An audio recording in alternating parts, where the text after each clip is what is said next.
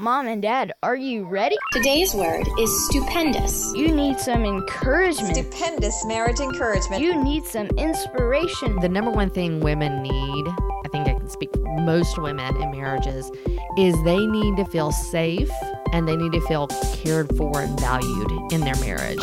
You're listening to the Stupendous Marriage Show With our friends Stu and Lisa Gray. Oh, loves that word. Stupendous. The Stupendous Marriage Show.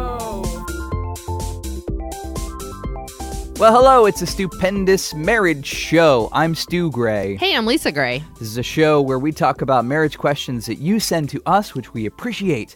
And you can text them our way, 1-615-592-1060. You can also send them via email on air at stupendousmarriage.com. That's what our show is all about. We would just love to hear from you. We would. Yes. So how are you? What's going on? How's life? How is the multiple things that we're trying to fix in our life, like our car and our microwave and, oh my goodness, what else is on the list? There's something else that we have. Oh, all the lights in our house. Yeah. Like getting new lights and things. It's good times right now. I negotiate for a living, like that's what I do in real estate.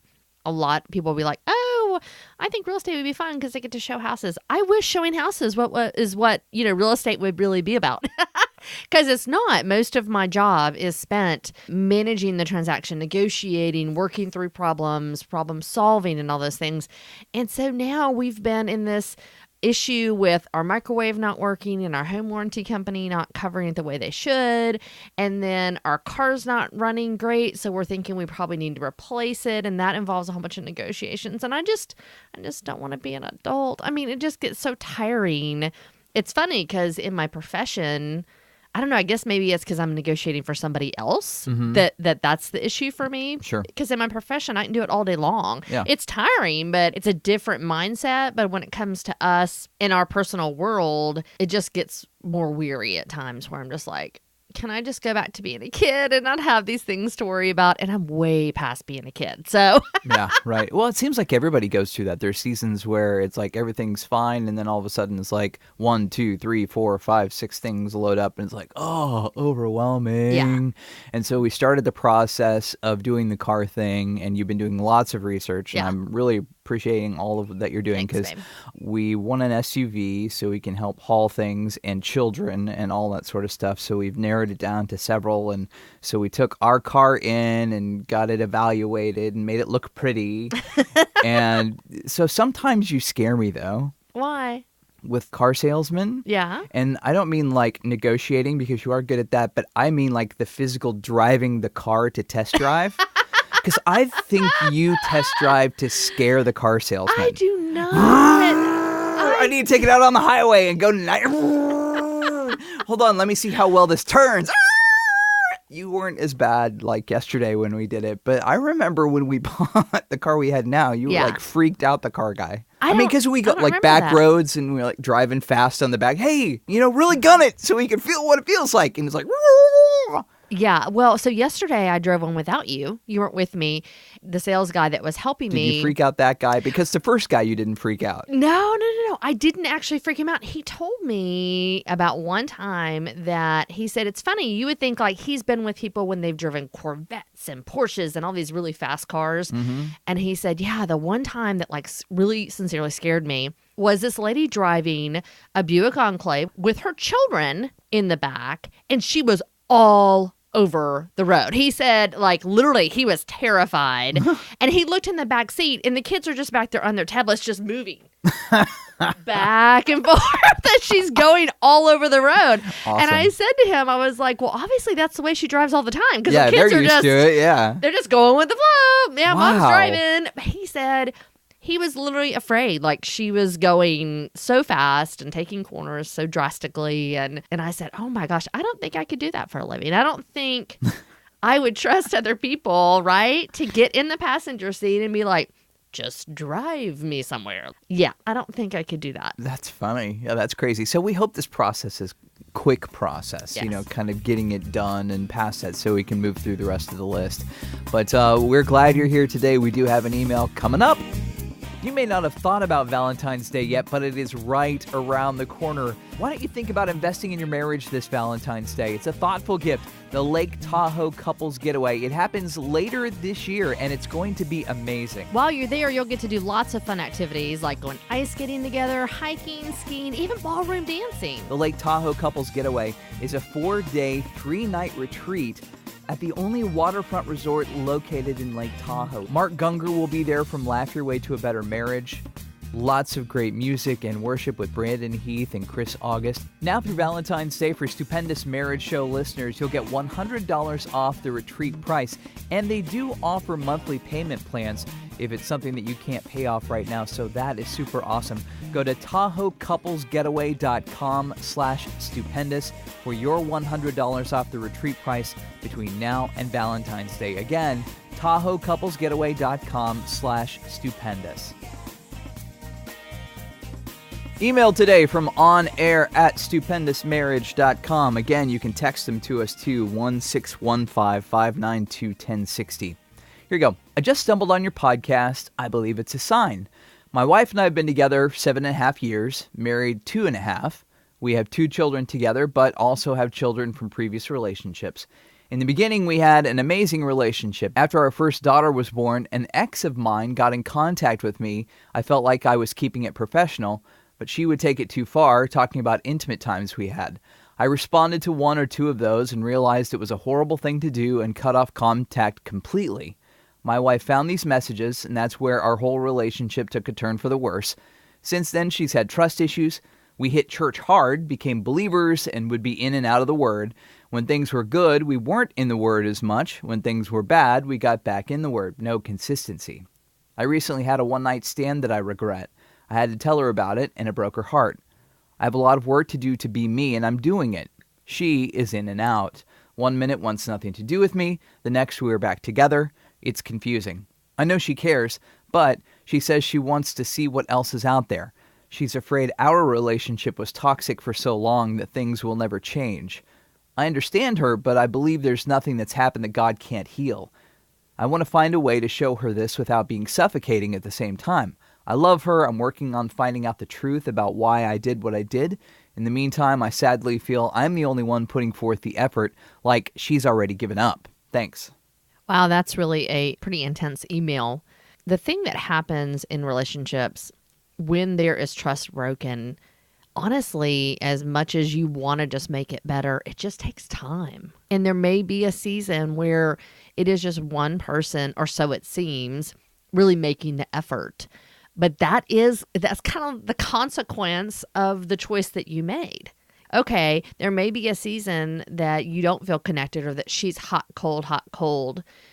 All you can do, because you can't change her, you can't control her, all you can do is take each day, honor her as best you can, put the effort forward as best you can, continue to pursue healing for yourself, and pray for her, and pray that she would not only forgive you, but that she would find healing in her own stuff, because I'm sure she has her own struggles, and understand that, like, this is what you've done. This is the consequence that you've gotten yourself into, and it sucks. Hands down, I'm so sorry it's happening and your guys are going through this, but it is what it is at this point in time. And I think you're doing a lot of really good things right now, and so focus on those positive things and try not to think about her hot, cold, trust, distrust. Let her kind of go through her journey while you go through yours. Yeah, there are some basic things you need to do. Obviously, you've broken off contact with the ex. She needs to be deleted from contacts and everything like that. That needs to be a no-brainer. Mm-hmm. Then the affair partner also, break all contacts and never see her again. Get rid of all of that.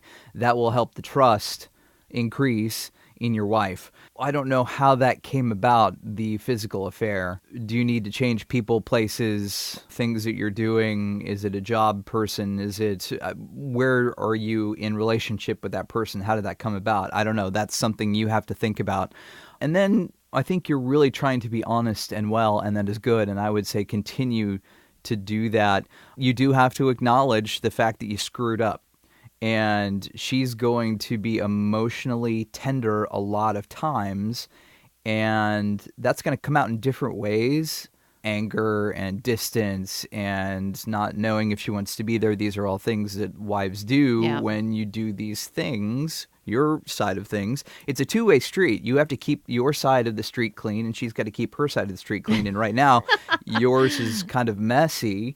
And, so she's very tender to that. So acknowledge that and humble yourself and have humility in this time of rebuilding trust. And also keep doing what you were doing. You need to physically work on yourself, spiritually, emotionally, personal growth. That's all of what this is, kind of all encompassing.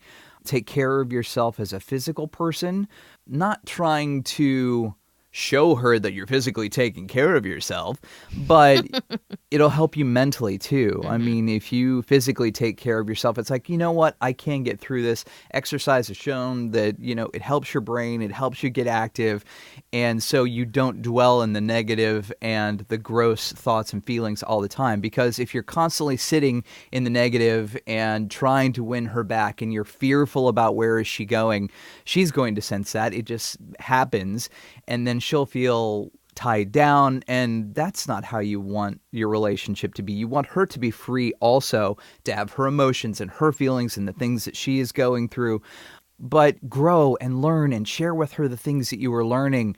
Be the attractive person that you were when you guys were dating. I mean, hey, I did this today, and share your day and share the wonderful things and be the cool, wonderful person you were that made her fall in love with you, and help her fall in love with you again. Right. And continue to do the things that you need to do. Spiritually, it doesn't matter if you're far away from God or close to God. When you're good times, bad times, try to be more consistent with church going and being in relationship with people at church. Find a group of guys who are struggling or going through things or have success in this area, and talk with them and get tips from them on how to stay clean, stay pure, and get back with your wife. It's going to take time. You know, if you think about a cut on an arm or a broken bone, it takes a long time to heal those things. And really, it depends on the person of how long it takes. Yeah, it's true. I'm going to heal from a broken bone differently than you are. Yeah. And she's going to heal differently than anybody else. And you have to give her that space and really give her a lot of grace to allow her time to be able to work through her stuff, to learn forgiveness, to really see things that she may need to work on.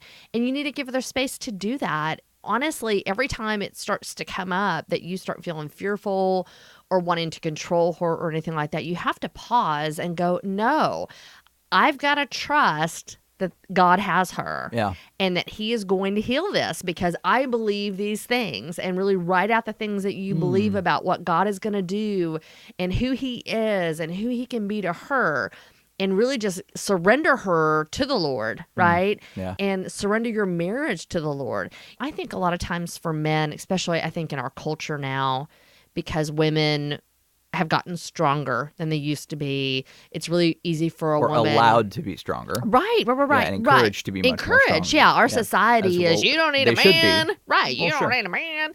And that's great. But when you make that marriage covenant, you need to take a different role in the sense that you need to allow space for your husband to lead. Well, a lot of men don't know what that looks like.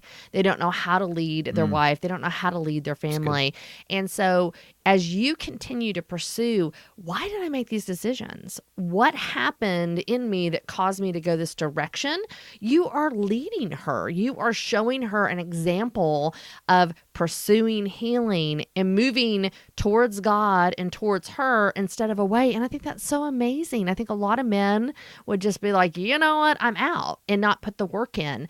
But I think getting up every day knowing, this is going to be work. I can't just let this be on cruise. I'm going to have to really be intentional for myself, for my family, for my children, to be able to learn to be a leader and to really unpack why you have made the choices you have. And then just give her tons of grace and love. And I think support for her would be really good if she's not in a small group. Absolutely. You know, walking with other godly women to learn what this process involves when you have to have forgiveness for your spouse when something like this has happened. And then also, as you said, a place for you, a safe place for you to be able to go to other men and just be like, and kind of vent and get it out of your system so that when you come home, you can be joyful and peaceful and a leader. You did mention there are positive times as well right now because she's back and forth. Acknowledge those positive times and be thankful for them. And I just had this picture of a drop in a puddle or a water. You know what I mean? You have a drop and then it ripples outwards. And I think those times are kind of like that drop in the water. They can ripple outward. So really, I don't know a better word to say. Feed off of it? Feed off of it, Yeah. not take advantage of. Right. I mean, that's what came to mind. That doesn't seem right, though. But be thankful for them and try to grow those moments with her. What does she like? How does she like to be loved? That will draw out positive things, and hopefully more of those can be connected together. So those drops become more often, and those ripples are move in a positive direction. The number one thing women need, I think I can speak for most women in marriages, is they need to feel safe and they need to feel cared for and valued in their marriage. And obviously she's not feeling safe right now, right? She's not feeling like it's a safe place for her because she can't trust you. She can't give you her whole heart again because when she did, she got hurt, right? So she needs to get back to that place of feeling safe. And I think focusing on the positives, like what you were just talking about, is one of the ways to do that. Just inch by inch, grow her trust back. Every time that you say you're going to do something, whether it's taking out the trash or picking up the kids or taking her on a date, do it. Yeah, be a man of your word. Exactly. Yeah, and absolutely. just continue to like, hey, I said I was going to be home for 5:30. Here I am. I'm home 5:30. I'm here. Just stand by what you say and just give her time to be able to start to learn how to give her heart back to you and be able to feel safe with you again and feel cared for and loved. We'd love to hear an update in a couple months, see what's going on with you guys. Please do let us know on air at stupendousmarriage.com. And we would love to hear from you. If you've got a question for your marriage, 1-615-592-1060 is how you can text us, or that email on air at stupendousmarriage.com. That's it for right now. See you next time. Yeah. Like the show? Like the show. Yeehaw. Share the podcast. Tell another couple. Hold on. Hold up. Is it recording? I don't know. Is that? Yes, it has begun, finally. And I'm eating my apple. Can I talk about what I want to talk about in the beginning? Can I talk about what I want to talk about Do you have in the something to talk beginning? After our first daughter together, get tips and tricks from, not tricks, but tips from them. Okay, let's start over. Yeah. Like the show? Like the show. Share the podcast. Tell your married friends. Yeah.